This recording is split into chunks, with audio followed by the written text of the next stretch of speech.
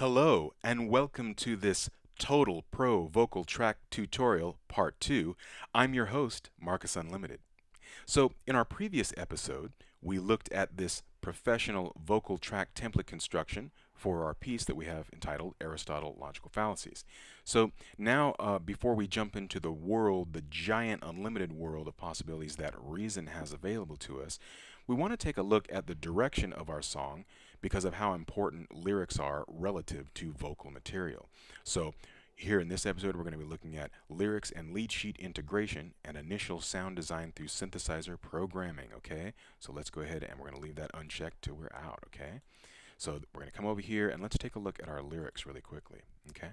So just brief overview.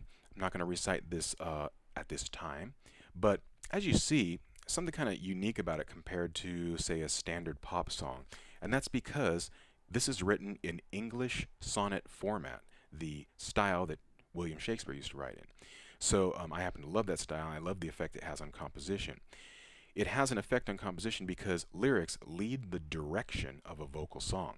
Now what this means is you can either go with the direction or you can play against it, which can sometimes lead to some rather comedic things. Like you could have these incredibly serious lyrics and like this hilarious and it could suddenly become kind of funny because you almost have this clown instrumental happening with, or you could do the other thing. You have these really comical lyrics, but you're doing this very and it makes it, that can make it funny there. So you can go all kinds of different ways with it, against it, half and half, whatever. However, we're talking about Aristotle, Lord of Logic, so to say.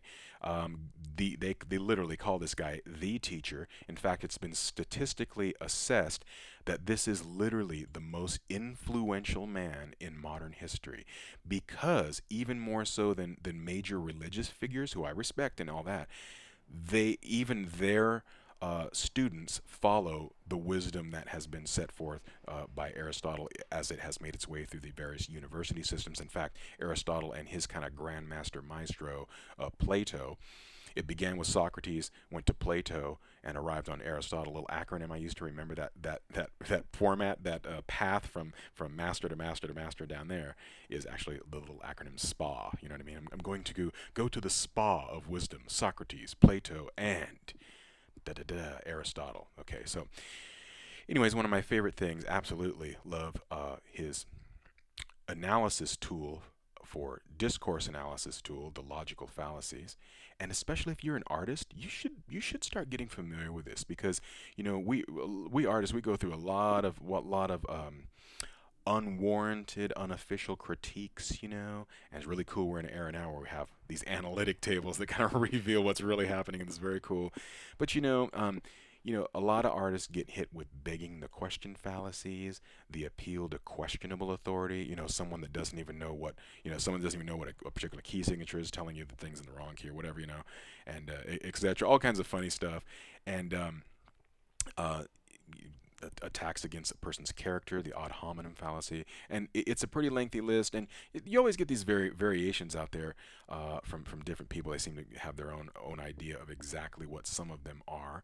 But if someone's ever said something that made you feel incredibly uncomfortable and it seemed to have like a little bit of a personal manipulation vibe to it, it was probably a logical fallacies, which were the enemies to fair discourse, which Aristotle found. That's why we're saying you, because this is kind of like we arrive in this legendarium of heroes of the mind, so to say. And I'm kind of, to his ghost, I go, Aristotle, logical fallacies, the enemies to fair discourse you found, ever vanquish word-born atrocities, while sniffing out word weapons like a hound. Okay, so, and then it goes on from there. Okay, so, anyways, we're going to be focusing on this area first, so let's not get too much in the ideas of this too far. However, if you know your lyrics, you can take a look and see where the whole thing is going.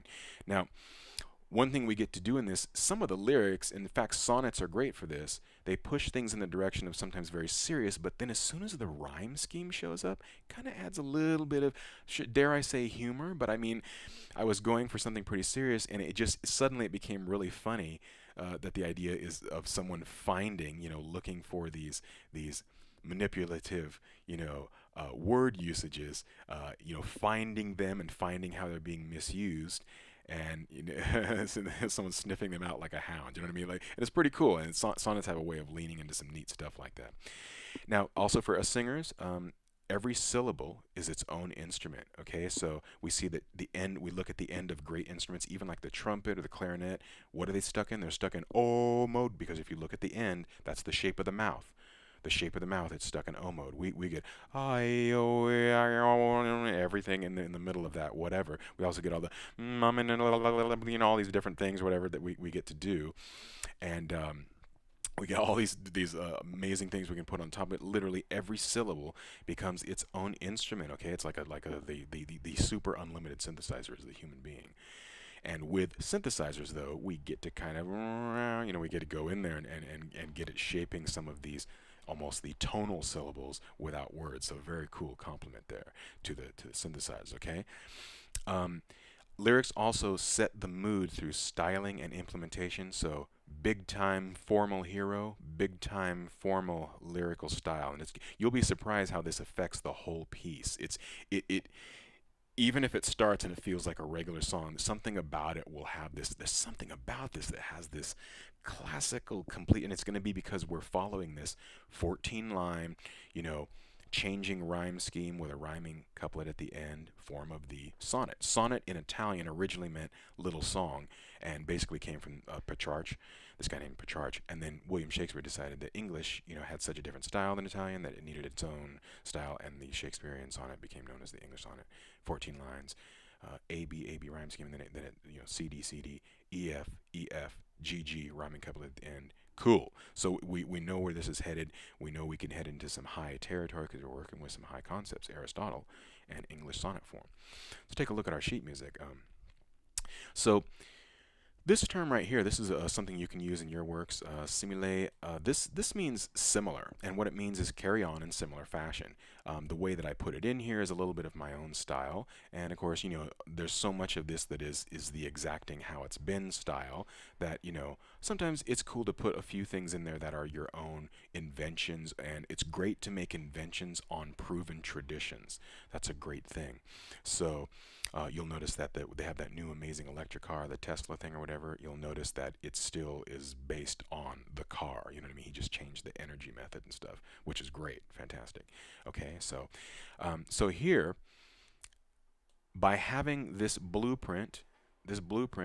lets us know what's going to be happening, and we can think about this when we're in reason. And this is very important to reason. To reason is so unlimited that to have something. Okay, now wait a second. We have some activity here. So what does that tell you? That for this section of these notes, we really can't worry about programming a big synthesizer pad, something where we're sitting on the sound like that for too long, because this is a lot of activity. So if I play this first section here, we have something like this. I'll throw the chords in the left hand. Okay, so we see we have a lot of activity happening there with those chords. So that means our first sound to get at this is going to have some sort of character to its short initial attack sounds. Okay, and then we have some nice cool chords up here. Lots of inversions. Inversions have their own sound. So usually inversions, like the orchestral split, is not necessarily necessary. So here's a regular A minor right here. To me, that almost instantly sounds better in an orchestral split. So I have the low, the high, and then the middle played an octave above. However, with inversions, I instantly think that we're probably going to be hinting at, when we're looking at just let me just show you so that we're on the same page. Just when we're looking at just the chords there, you hear how it spreads the sound out a bit more. So I instantly think this is going to work well for an organ sound. And I think for this work, remember, this is a big subject, and technically, if this all works out, this would end up being material for like a milestone for myself, which is a 10th album, entirely composed, performed, and produced through Self-Reliance. You know what I mean? And of course, my fans and all that. That's great. I'm really thankful for that. But the thing is like 10th album. It's like we need to really get in here and do some amazing stuff. So anyways, we're gonna come down here, and I'm going to use this idea to fill these in just through playing. Now this is pretty unique. You probably won't see this you'll see a lot of this type of stuff in songbooks and stuff, but this is a work method I came up with because of great works by, say, J.S. Bach, so or Beethoven. Like in J.S. Bach piece, the prelude here.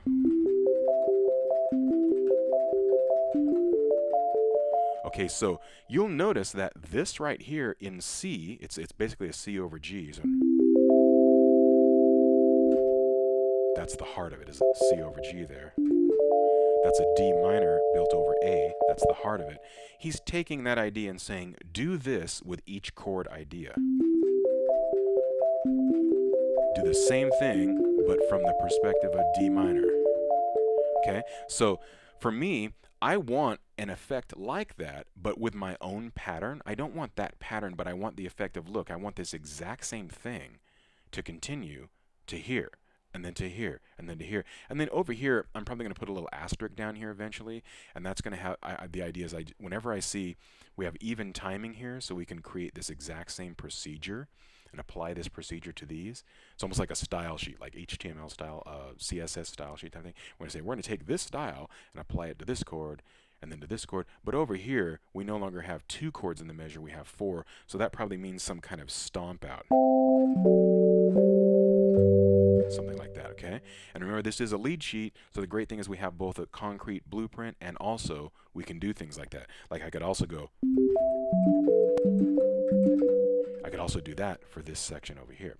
So now I'm going to take this and show you what's happening when we use this factor here. Let's see, let's get this out of the way here. There we go. So this simile, I'm going to take this and go from here. So we have something like this.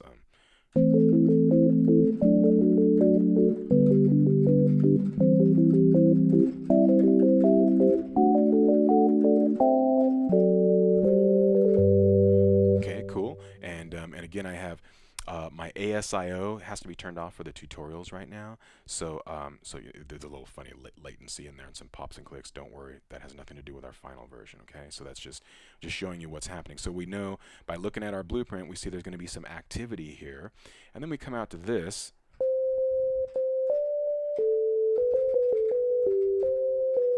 That's our first kind of line here.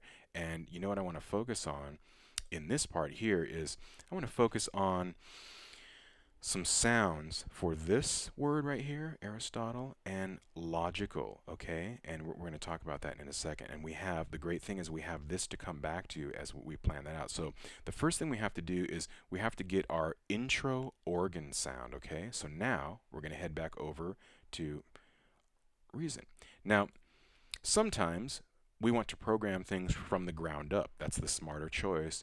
However, there's a particular organ that I created, and this is my own folder of a tank load of custom programmed subtractor sounds, just a truckload of them.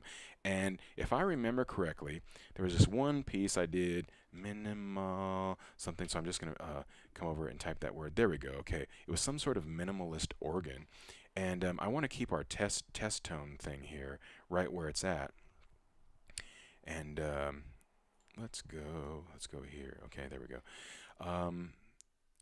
I created a minimalist synthesizer piano, minimalist organ. So I want to take this one, and I don't want to drop it into this one. I want to come down here, and you see how we're getting the plus sign? That means it's going to add this in. So I think we had.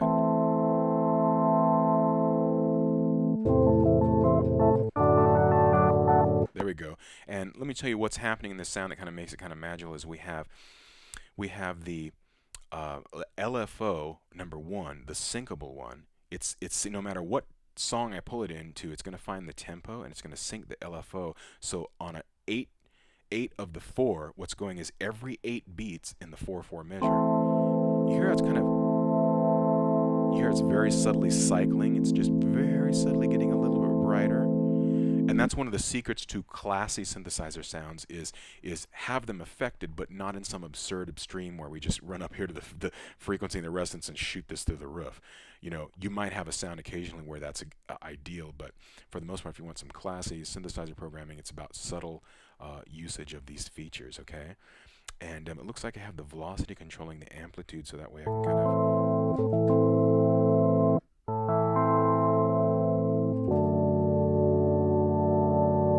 So this is going to be our heart intro sound. Okay, this is our initial sound happening there. A little bit of a phase happening here. A little bit of a phase happening here. Keep this in mind. And looks like we are doing old school here. We have just, what do we have here? You've seen this in the tutorial. That's oscillator 1 at wave 0, good old sawtooth, okay? So that's what we want. We really wanted to sound like, you know, a classic synthesizer, and so we're choosing that for now on this particular synth. And so that looks pretty good. And now let's take a quick look at our sheet music again, and that's gonna kind of take us through to this section down here. Then we have this Aristotle logical fallacies. Okay, so here, okay, so we're speaking to someone who technically is like a legendary ghost, because, you know, he's gone on to the great, you know, legendarium in the sky, so to say. So on these chords, you know what I would like is I would like a sound that sounds like it's hearkening from now to back there. So let's go into that really quickly. Let's pull out I want to pull out a raw one, okay? So we're going to pull out a blank subtractor. I'm going to come over here, and of course we could double these up if we wanted to put them in a combinator, and we got that great blueprint to look at there. So let's go here. So let's, of course, get out of this with a reset device and get to our this one. I kind of hear some noise happening, so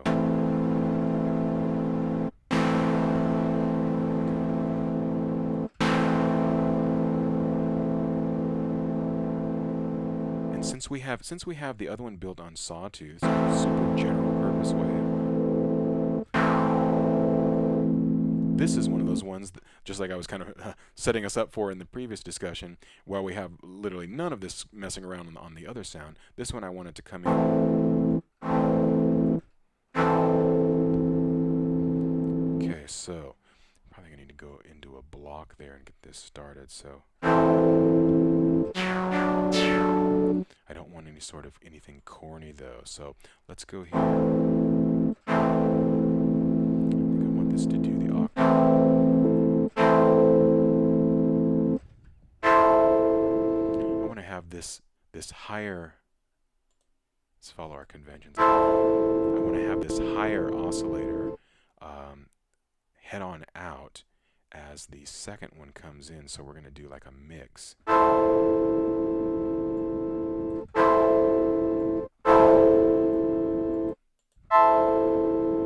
we go.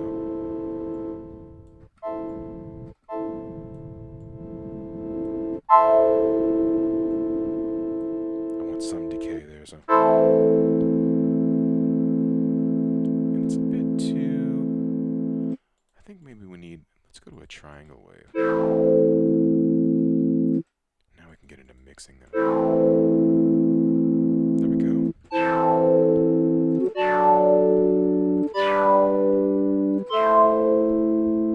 Okay, so what do we have here? Let's take a quick look.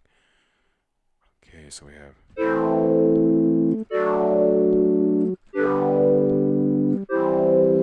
But we just want this over the.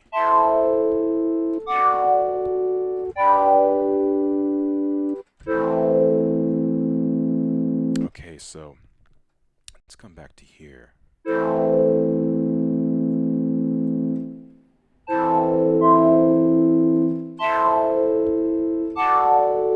And this is something that we want to have applied really subtly in the mix. So we're going to get this.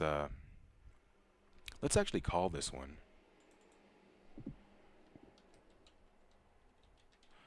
Okay.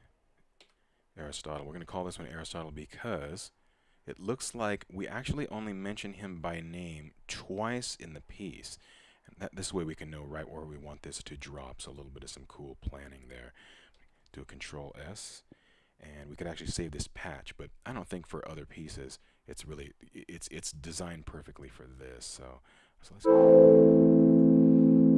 go to work on this. I think I want this to hang out a little bit.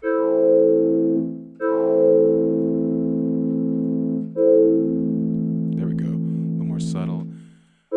Remember, we applied our effects perfectly in the earlier tutorial. I want this to be, in fact, let's talk about this for a second, the unison.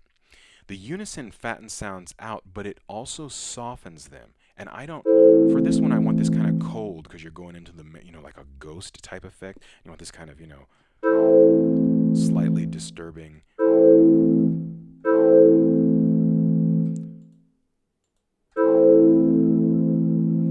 Now, if you didn't see our first tutorial, you're missing out on why I'm reaching instantly for some of these and not some of the other ones. So compression means, we just want that sitting in the mix well. This one is more for kind of, I want to say, natural sounds. We could apply some of that. In fact, I think we probably will barely touch it with that. And I definitely want going back in time, so to say, to Aristotle. So we're going to bring in our delay here. There we go. Okay, so now quick glance over to here. So we have Aristotle. Okay, cool. And I just want that to happen right there. Okay, so let's get really, really detailed there. And we're going to say, should we write that in our patch? Let's actually hold off on that. Okay, so I do think, though, here we go. Aristotle 1. So that's the first time we see his name appear in the tune. And I am secretly revealing all kinds of cool things I've picked up over the years doing this. So you're picking up all kinds of neat stuff. That's very cool. Okay, so we have our delay happening. There we go. There we go. And now the next thing I want, and I think this will probably conclude this particular part 2. I want a lead. I want a lead here. Wow, wow, wow. Sounds funny. Funny sound there. But you know what I want is I literally want a lead to represent the sound of logic. So instantly, as soon as I say that, I think LFO. We want the LFO moving around there. So we're gonna do some. That's kind of cool. That actually kind of works there. You know what we might do? I think we'll have that, but I still want something to really jump out there to represent, because logical fallacies was so much his thing. So we're gonna go ahead and bring in. There's another way to add this here, but I just love to do this visually now that I got this. So we're gonna bring in another subtractor here, and we're gonna say logical fallacies lead. Okay. So let's go here to again our famous reset device. Okay, and I think it starts over here. What does it starts on a B, and it does that little riff. Okay, so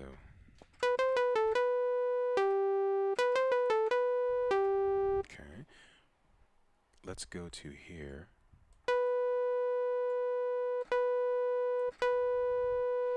Let's see. Let's get into I'm just grabbing this and moving it. There we go. Waveform 7 has this really cool. So let's go here to our low frequency oscillator, and I'm gonna do. Let's just crank it up so that we hear what the actual interaction it's happening first, and so we went it really fast. And I want it to be very random LFO, but I want it blocky. There you go.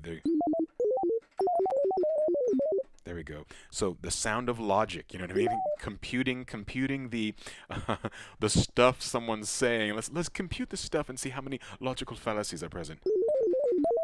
Something like that. I don't want it affecting pitch that much, so what's happening? There we go. We can either go with, so this is basically that little logical, and let's see, we can have this really kind of pumped up here. We're just hearing how it interacts. It won't do FM until we add another sound, and when in doubt and you're working with FM, go immediately to a sine wave. What if it's just crazy through the roof there? So this is one of those instances. Let's pretty good.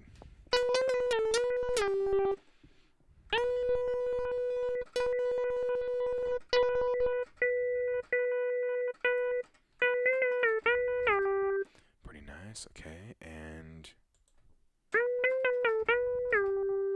that fattens it out. But for this sound, I actually want annoying and thin because it's. There we go.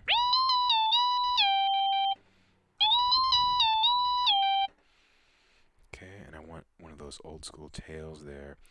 Let's drop this down a little bit.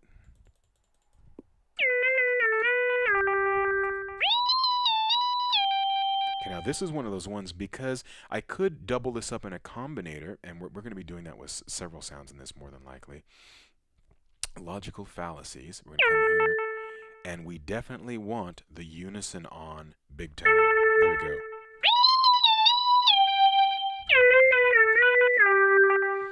Want this on, and I think, let's see, well, let's go back to this.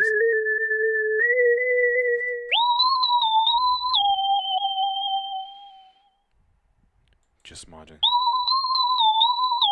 the second, just modulating the second. Phase, not enough. Filter frequency.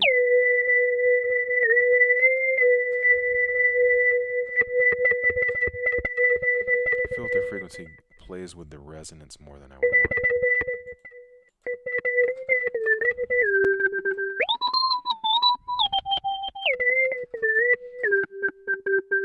I think overall the good old low pass 12 is going to be the winner for that. Don't want to bring in any resonance on this one at all because then we start getting our spitting sounds, and that's not what I'm looking for.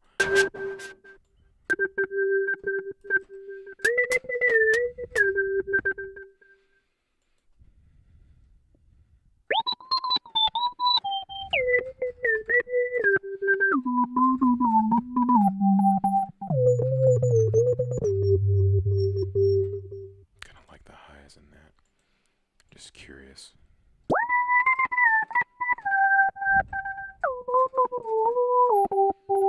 Let's see if we can drop this down here. We're going to do a little switch here. Let's go to a 4 and a 6. Opposite of our general methodology, but we know where we're at, so boom. Now every once in a while as I get into some programming here, there is something I liked 2 or 3 or 4 ago. I'm just going to do Control Z.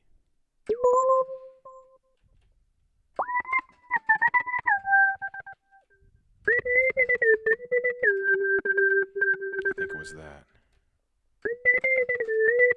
Yes, I'm going to go Control Y now because it was this one here.